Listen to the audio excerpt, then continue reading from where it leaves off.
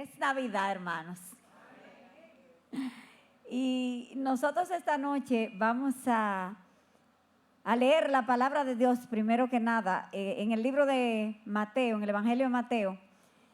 Y quería primero, antes de leer la porción bíblica, decir que en este tiempo de Navidad siempre se tocan unos temas relacionados con todo lo que habla del nacimiento de Jesús. En este tiempo, en este día de hoy, nosotros vamos a enfocar, sí, en el nacimiento, pero de un punto de vista diferente. Quiero decirles a ustedes que hay dos de los evangelios que son los que más hablan de este tema, y uno de ellos es Lucas. Lucas da muchísimos detalles, habla incluso de las profecías, habla de todo lo que fue lo previo al evento del nacimiento de Jesús. Pero lo hace enfocado más en María, en su concepción y en las profecías, como ya les dije anteriormente. Mateo, sin embargo, comienza con todo lo que es la genealogía de Jesucristo. ¿Saben? Porque para el pueblo judío una genealogía, la genealogía es algo muy importante. ¿De dónde vienen? ¿De dónde venimos? ¿Quiénes fueron aquellos que nos engendraron? Entonces ahí ellos van describiendo una serie de personajes bíblicos que ya nosotros conocemos. Y dice aquí que de todas las generaciones después de Abraham hasta David, habían 14 generaciones. Desde David hasta la deportación a Babilonia, 14 generaciones más. Y desde la deportación a Babilonia hasta Cristo, 14 más. Pero saben, dentro de todas esas generaciones que vivieron ahí en ese tiempo, hubo muchos reyes.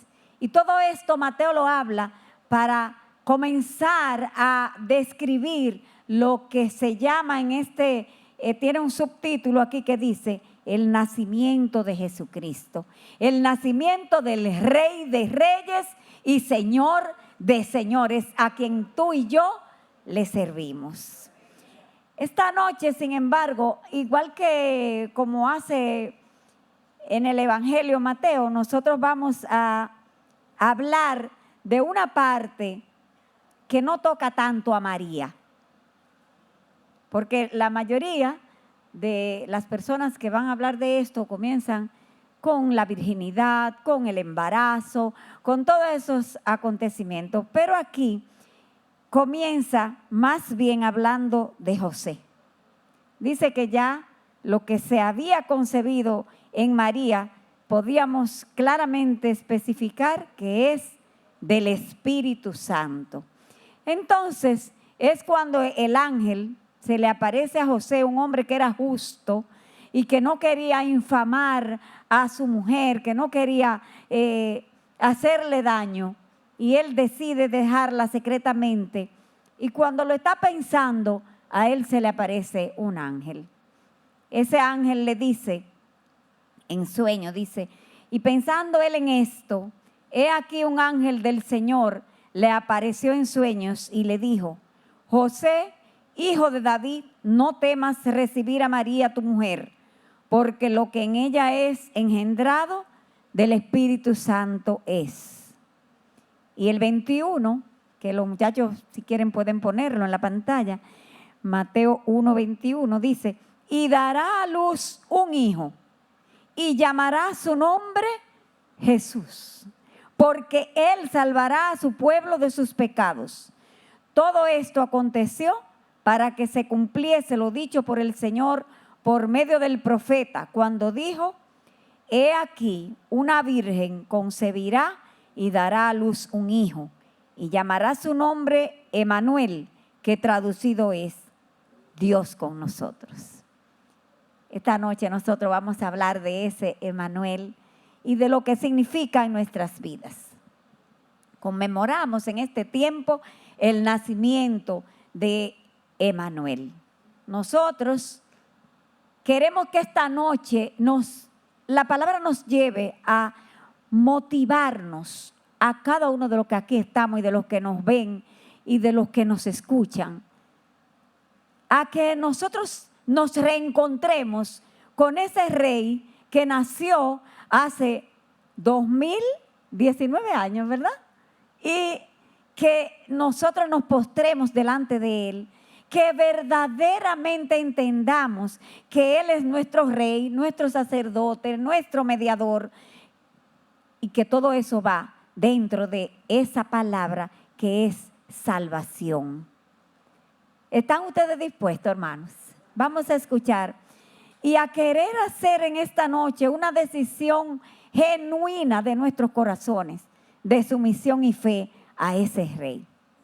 Cuando nosotros éramos niños, todo esto que hemos leído aquí lo escuchábamos como, en mi tiempo se decía la historia sagrada.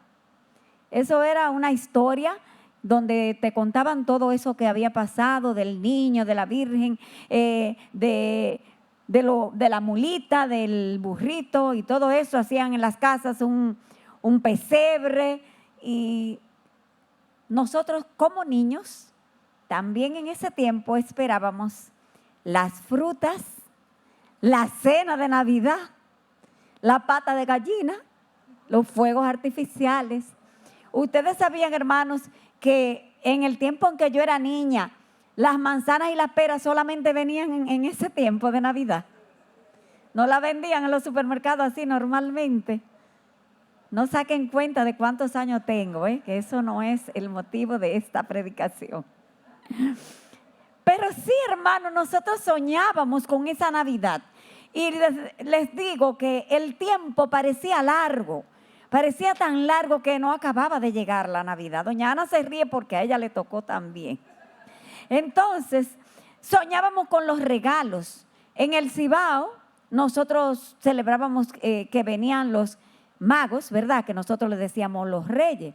Pero no entendíamos ni sabíamos lo que era más nada, solamente los nombres de ellos y la hierba que le poníamos ahí para que nos dejaran dentro de esa bella inocencia que había en ese tiempo, para que nos dejaran los regalos que muchas veces uno se sentía un poco frustrado, ¿verdad? Porque esperaba unos regalos y esos regalos venían un poco disminuidos. Imagínense, en mi casa éramos 12. Después 10, porque 2 no estaban ya. En el folclore de nuestra nación, la Navidad hoy sigue siendo motivo de luces encendidas, de bombillitos, de colores, de risas, de alegría, de ropa nueva también. Esa era otra cosa que se me olvidó, nos hacían ropa nueva para Navidad, zapato nuevo, bonito. También la Navidad en este tiempo tiene otro matiz. Muchas veces la gente toma la Navidad como una época de nostalgia, de tristeza, porque falta alguien, porque ya no está el otro, porque ya se fue uno. Entonces, nosotros como cristianos no podemos actuar como actúa el mundo, ¿verdad que no? Nosotros no podemos pensar solamente en los bombillitos, ni en las cosas que vamos a hacer, ni lo que vamos a comprar, sino que nosotros tenemos que ver la Navidad y celebrarla como el acontecimiento más grande, más trascendente de toda la historia. La ocasión donde Dios se hizo hombre por amor a ti y a mí. Bajó del cielo, dejó su trono de gloria. Hermanos, pensemos un poquito en eso. No es fácil, yo siempre digo que no es fácil bajar de usted comer una cosa deliciosa a comer lo más común y lo más corriente. Pero miren, el Dios nuestro bajó, dejó su trono de gloria, que nosotros no sabemos siquiera cómo es eso allá, no nos lo podemos imaginar, pero sabemos que su gloria es excelsa, es sublime. Entonces, Él deja ese trono y se hace hombre para venir aquí a salvar esta humanidad perdida, entre los cuales estamos tú y yo. Bendito sea el Señor. El secreto de nosotros como cristianos celebrar la Navidad, que sepan ustedes, hermanos, que somos los que más razones tenemos para celebrar que Jesús nació. No importa el día que nació, no importa si había nieve o no había. Lo que importa es que nació, hermanos, que vino aquí a esta tierra a echarse la culpa que tú y yo teníamos que pagar, se la echó Él encima y la pagó por nosotros. Bendito sea el Señor. Disfrutamos la conmemoración de esa natividad, de ese nacimiento, con alegría creciente, hasta la vejez y aún hasta la muerte. Nosotros tenemos una alegría especial porque nuestra alegría es que hemos conocido al Salvador. Otros todavía no lo conocen. Es misión de nosotros llevar ese conocimiento allá afuera. Pero ya tú y yo conocemos al Salvador. Ya le hemos entregado nuestra vida. Entonces es como si hubiésemos venido al pesebre realmente. Y ya lo hemos visto, ya lo conocimos y tenemos el mismo gozo que tenían aquellos ángeles cuando cantaron, que dice que se nubló el cielo de huestes celestiales cantando gloria a Dios en las alturas, ¿verdad? ¿Por qué? Porque había nacido el Redentor.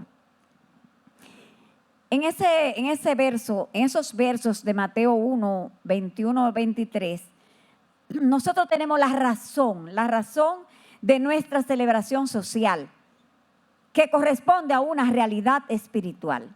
Nosotros celebramos la Navidad, pero esto corresponde a una realidad espiritual y cuando más celebramos, porque cuando Jesús ha nacido, ya se ha cumplido en nosotros y hemos visto el niño. Vamos a ver cómo era el niño. Dice Isaías 9:6.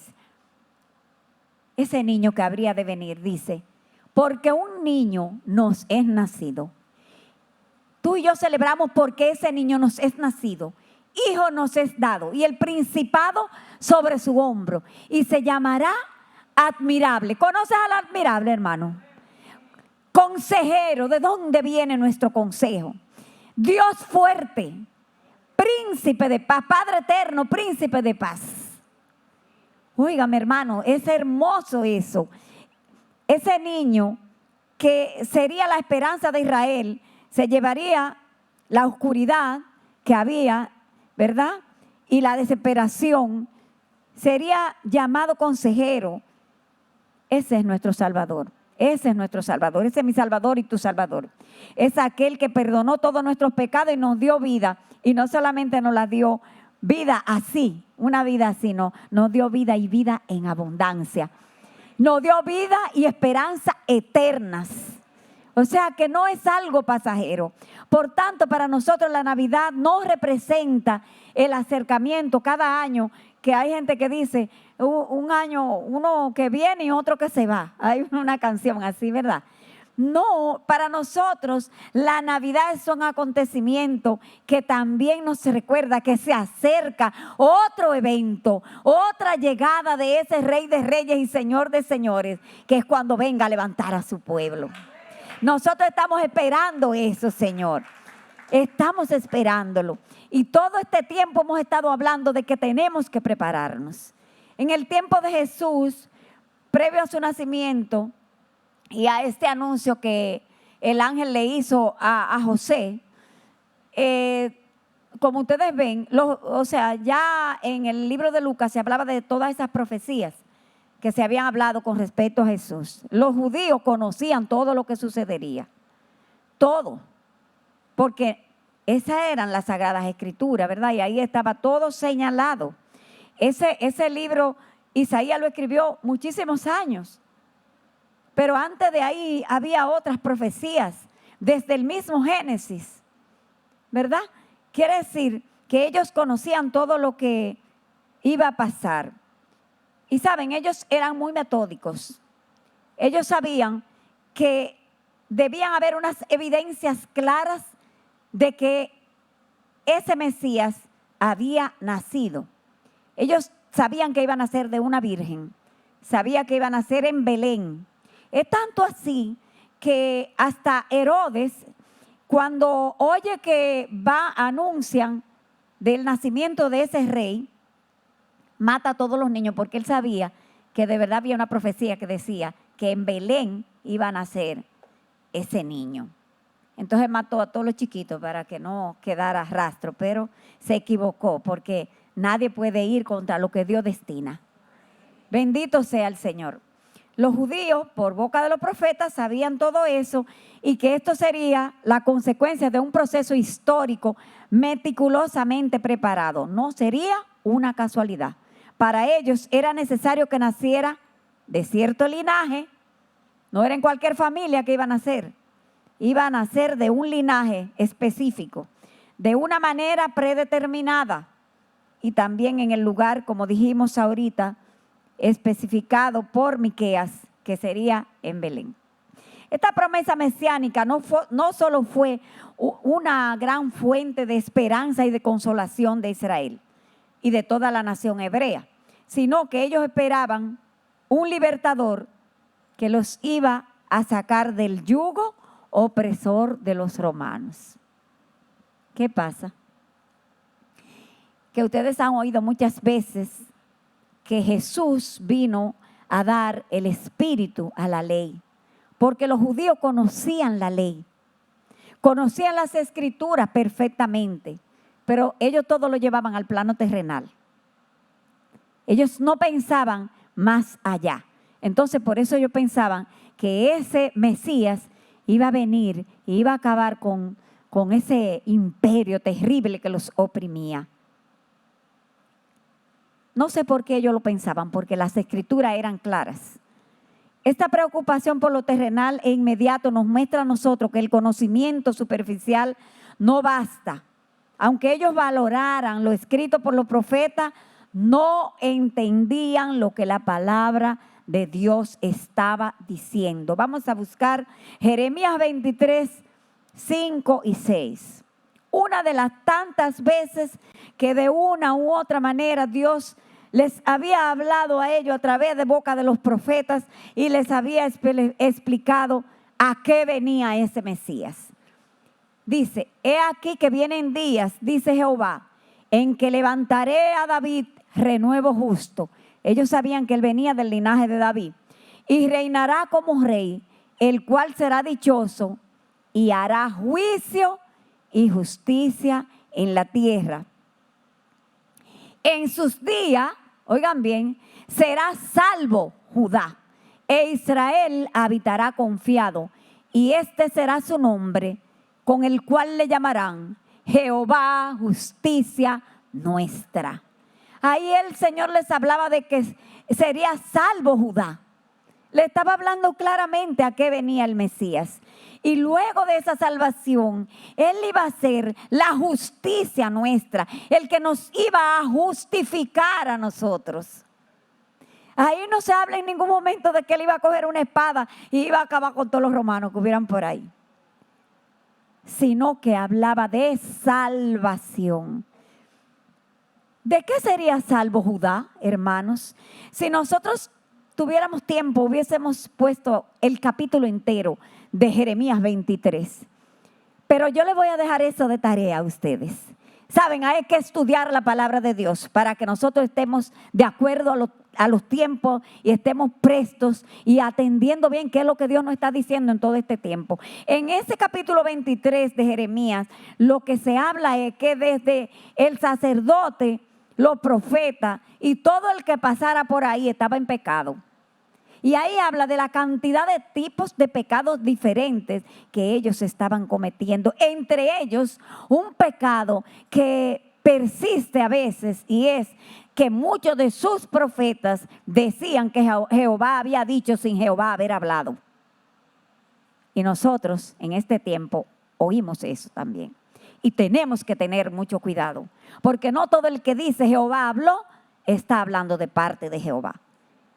Por eso mucha gente defraudada con profecías que se le han sido dadas y que luego eso no se cumple, hermano. Y una de las cosas que dice la palabra de Dios, que cuando una palabra viene del Señor, se cumple inexorablemente. Dios no miente ni habla por hablar. Entonces, entre esos pecados estaba ese. Todos los habitantes del pueblo escogido de Dios, de una u otra manera, habían sido descarriados, estaban caminando en camino que no era el correcto. Ellos no entendieron que Jesús iba a ser un Mesías diferente al que ellos esperaban. Él venía a salvarlos de sus pecados. Su misión tenía una finalidad moral y espiritual. No tenía una misión política, que era lo que ellos pensaban. El profeta Isaías le había llamado Emanuel. Ya lo leímos ahí cuando el ángel habló a José. Dios con nosotros, quiere decir. Mas el ángel, cuando le encomendó a José llamarlo Jesús, se unieron esos dos nombres. Para los judíos también el nombre era sumamente importante. El judío ponía el nombre por una razón. Igual que muchos de nosotros. A veces nosotros ponemos los nombres por un hijo, por un papá, por un tío, porque mi abuelo se llamaba así. Ellos, además de eso, ellos buscaban el significado de los nombres. Y como dije, Emanuel quería decir Dios con nosotros y Jesús quería decir Salvador. Era una forma del nombre Josué que en el pasado ellos conocían como el libertador, como el que vino a salvar a su pueblo. Recuerden que Josué fue el hombre que entró al pueblo de Dios a la tierra prometida, ¿verdad? Entonces Jesús es quien nos va a entrar a nosotros también, que nos entra a la tierra prometida. Él es nuestro Salvador. Estos nombres, entonces, con el nombre de Jesús, hay una enseñanza aquí. Se nos enseña que la razón por la que Dios está con nosotros, y vamos a traerlo al presente, no es para juzgarnos ni condenarnos, sino que Jesús vino para salvarnos y liberarnos del pecado. Fíjense que en la Biblia no hay nada que esté de más. Esos nombres aparentemente son diferentes, pero unidos. Quiere decir que Dios está con nosotros, pero viene en el nombre de Jesús a salvarnos a ti y a mí. Y hoy nosotros podemos levantar nuestras manos y darle gracias por eso. Gracias, Señor, por la salvación. Aleluya. En medio de las luces y las ilusiones del tiempo de Navidad, nosotros vamos a pensar un poquito en esto. Aunque muchos de nosotros a veces se nos olvida que nuestro principal problema, hermanos, el principal problema de nosotros es caer en pecado. Porque ya nosotros hemos sido lavados con la sangre de Cristo. Se nos olvida que el pecado y lo que está sufriendo la sociedad, lo que sufre nuestra sociedad en este momento, no es más que consecuencia del pecado. Todo lo que usted, póngale el nombre que usted quiera, feminicidio, violencia, corrupción, soborno, todo eso es consecuencia del pecado del hombre.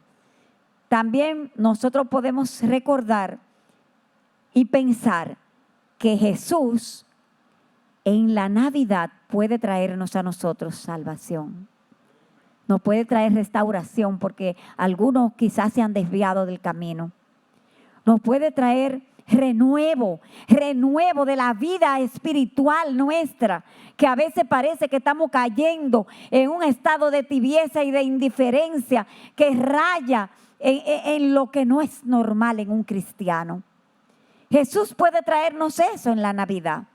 ¿Por qué? Porque nosotros podemos recordar lo que dice en Isaías. El libro de Isaías, que ya también los judíos lo conocían, habla claramente de la misión que vino a cumplir Jesús en esta tierra. Si nosotros vemos el capítulo 33, habla de que traería salvación. Ahí dice la salvación de Jehová. Ese es el primer título que tiene ahí. Y luego en el capítulo 53 de Isaías, que habla del siervo sufriente, hermano, ahí dice todo lo que le iba a pasar a Jesús, cómo era que iba a ser. Entonces, yo no entendí por qué ellos, que conocían bien las Escrituras, se perdieron ahí. Con todo, Jehová quiso quebrantarlo, sujetándolo a padecimiento. Cuando haya puesto su vida en expiación por el pecado, verá linaje, vivirá por largos días y la voluntad de Jehová será en su mano prosperada. Verá el fruto de la aflicción de su alma y quedará satisfecho. Por su conocimiento justificará mi siervo justo a muchos y llevará las iniquidades de ellos. El Señor iba a llevar todas nuestras iniquidades. Él iba a ser el siervo sufriente. No iba a decir que, no dice la palabra, que iba a ser el que iba a librar a Israel de un ejército opresor. Y tú puedes pensar eso hoy. No es Jesús, tu Salvador, el que va a quitar de ti los obstáculos y las cosas que te tienen que pasar para probar tu carácter, para probar tu fidelidad a Él. Por eso muchos de nosotros pasamos y estamos pasando por procesos que son difíciles, pero necesarios para la formación de Cristo en nosotros. Entonces, si Él fue el siervo sufriente y nosotros decimos que lo imitamos a Él, espera que esa parte también te va a tocar. Pero como a Él, el fruto de la aflicción del alma, nosotros la veremos. Porque dice la palabra de Dios que todo, absolutamente todo, lo que nos ocurre a nosotros tiene un propósito en la vida. Nosotros entonces lo que tenemos es que esperar el fruto de esa aflicción en bien, hermanos. Porque todo lo que ocurre a un hijo de Dios obra para bien. A veces no lo entendemos, a veces nuestras lágrimas nublan nuestra vista, a veces el pensamiento se ofusca. Pero ¿saben? Obra para bien. Le damos gracias al Señor porque tiene tanto cuidado de nosotros que hasta lo malo obra para bien. Es algo que mucha gente no puede entender. Queridos hermanos, aún el pueblo escogido de Dios necesita salvación y perdón de pecados. Necesitamos esto. El conocimiento de Cristo, de su nacimiento, de su vida, de su muerte, de su resurrección, no basta. Los judíos conocían todo lo que iba a pasar, pero ellos no estaban dispuestos a reconocer como Señor y Salvador al Mesías. Pero dice más la Biblia dice en la carta de Santiago 2, capítulo 2, verso 19, que los demonios también creen y tiemblan. O sea que ellos saben, ellos conocen. Ustedes han leído muchas veces cómo aquel endemoniado le decía a Jesús, ¿pero qué tienes conmigo, Hijo del Altísimo? Él sabía que Jesús era el Hijo del Altísimo. Entonces, nosotros no nos basta conocer. El conocer los hechos y aprobar que son verdad, tampoco basta. Es verdad, Jesús es el Hijo de Dios, eso es así. Dice la palabra de Dios en el libro de los Hechos, capítulo 26, que a Pablo lo llevaron preso y lo presentaron delante de un rey, el rey Agripa, que era un rey de ascendencia judía. Y él, el rey Agripa, conocía todas las costumbres judías y conocía las escrituras. Las conocía muy bien. Entonces, cuando Pablo comenzó a hablarle, la elocuencia de Pablo, Pablo le dijo, y tú conoces esto que yo estoy diciendo, tú sabes que eso es así, tú lo crees. Él aprobaba eso. Al extremo que Agripa le respondió a Pablo, mira, tuvo que mandarlo a callar y decirle, por poco me persuade de ser cristiano. Porque él sabía que todo lo que Pablo le estaba diciendo era verdad. Quiere decir que a Agripa no le bastó solamente con conocer la palabra, la escritura y con aprobar lo que Pablo le estaba diciendo. Le faltaba algo. Entonces, para ser salvos nosotros, para estar siendo cristianos genuinos, no basta el conocimiento, No basta saber que Jesús es el Señor. Nosotros tenemos que decidirnos, hermanos, a depender del Señor definitivamente, a venir arrepentidos. ¿Y qué es venir arrepentidos? Ya vinimos, pensarán algunos.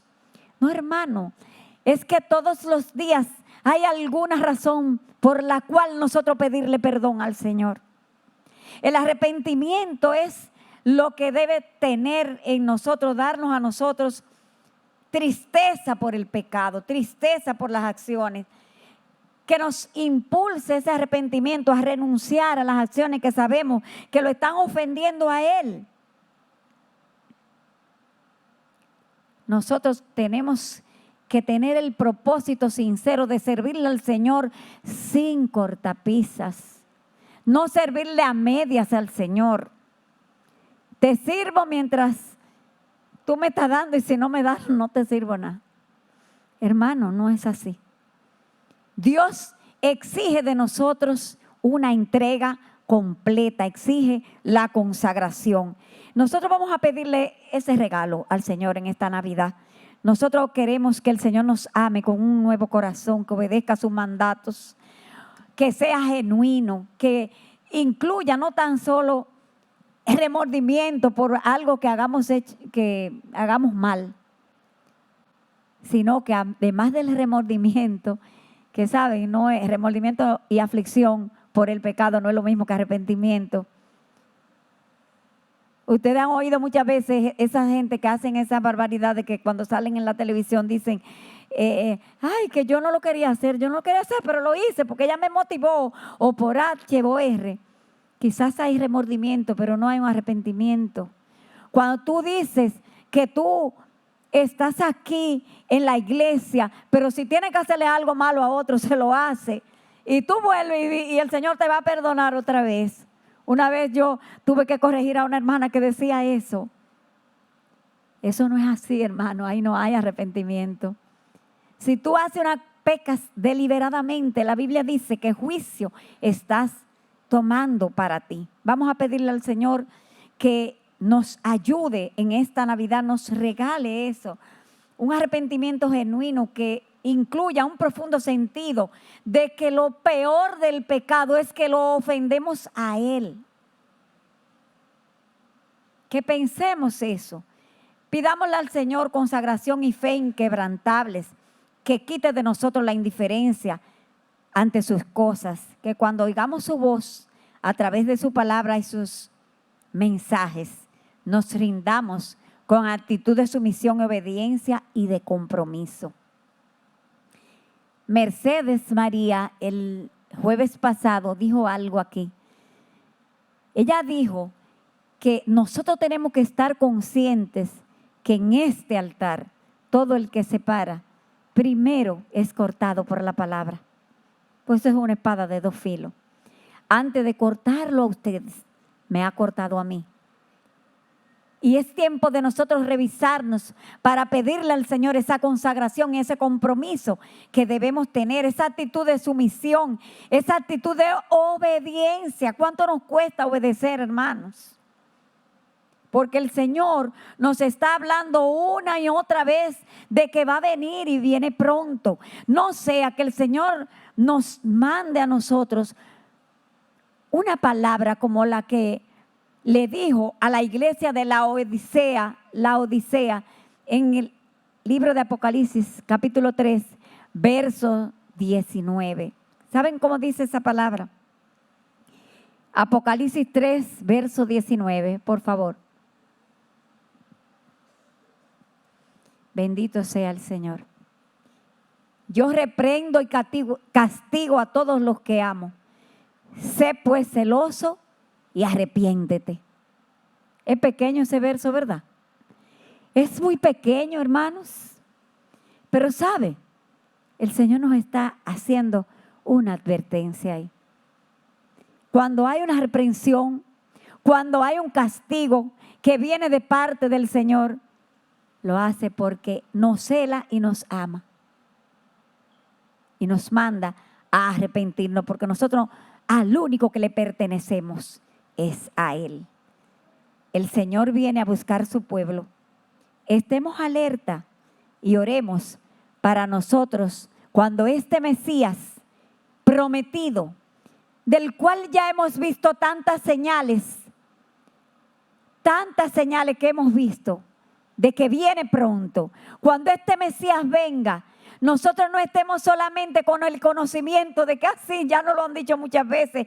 El pastor el domingo predicó de que había que preparar la calzada para que entre el Salvador, para que venga el Mesías. Y nos preguntó y nos cuestionó y nos enfrentó a decir o a pensar, ¿qué estamos haciendo tú y yo para preparar ese camino del Señor? Entonces, hermanos, tenemos nosotros que estar listos. Porque, ¿saben? Hay un corito que dice que el que no esté listo se quedará.